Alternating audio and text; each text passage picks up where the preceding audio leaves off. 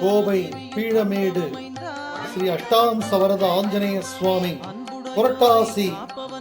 2ஆம் சனிக்கிழமையை முன்னிட்டு செந்தூர திருமேனியில் செந்தூர காப்பு அசோகவனத்தில் சீதையிடம் சென்று ராமனின் மோதிரத்தை கொடுத்துவிட்டு சீதையிடம் கணையாளியை பெற்றுக்கொண்டு கிளம்பக்கூடிய ஆஞ்சநேயன் அன்னை சீதாதேவி செந்தூரம் அன்னை தன் கணவனான ராமபிரானின் ஆயுள் அபிவிருத்தி செய்ய குங்குமமாக விட்டுக் கொண்ட அழகை கண்டு சிறிதளவு குங்குமமே ராமபிரானின் ஆயுள அபிவிருத்தி செய்யும் என்றால் தன் மேனி முழுவதும் அதை பூசிக்கிறேன்னு ராம பக்தியை சொல்லக்கூடிய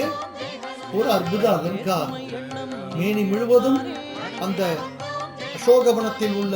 செம்மண்ணை மேனி முழுக்க பூசிக்கிறார்.